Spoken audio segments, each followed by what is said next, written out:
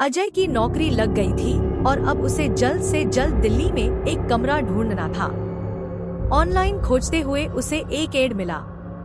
मालवीय नगर में फर्निश्ड कमरा, शांत इलाका, किराया वाजिब। फोटो में कमरा साफ सुथरा और हवादार दिख रहा था।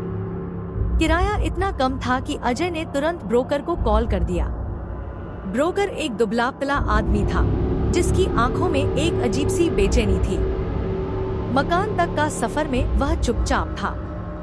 3 मंजिला पुरानी इमारत के सामने पहुंचकर ब्रोकर ने कहा, साहब, कमरा तो बहुत अच्छा है, बस एक बात का ध्यान रखना, रात को सोते समय अलमारी का दरवाजा बंद करके सोना।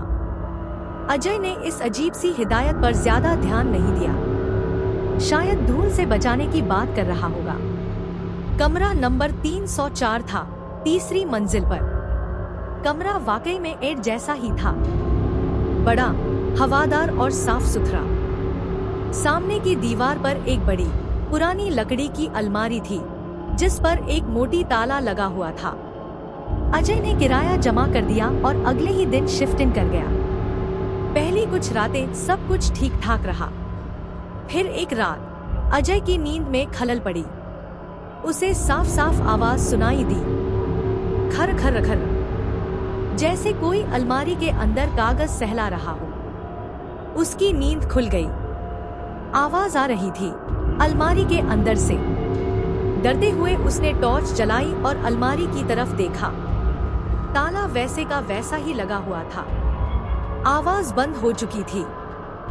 उसने सोचा शायद चूहे होंगे और वापस सो गया। अगली रात फिर वही आवाज, खर खर खर, लेकिन इस बार उसके साथ एक हल्की सी सिसकी भी थी, एकदम साफ, जैसे कोई बच्ची रो रही हो। अजय की रूह कांप उठी। उसने चादर ओढ़कर सारी रात आंखें बंद कर ली। सुबह होते ही उसने ब्रोकर को फोन किया, यहाँ अलमारी में क्या है? मुझे रात को आवाजें सुनाई देती हैं। फोन के दूसरे छोर पर 1 मिनट की सन्नाटा छा गया। फिर ब्रोकर ने डरी हुई आवाज में कहा, साहब, वो अलमारी न खोले, पिछले किराएदार ने उसे खोल दिया था। क्या हुआ था उसके साथ? अजय का गला सूख रहा था।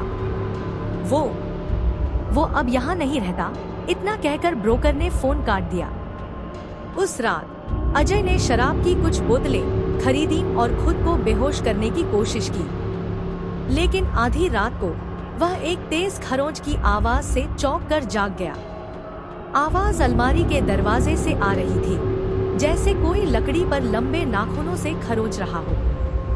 स्क्रैच, स्क्रैच, स्क्रैच, और फिर एक मधुर, बच्ची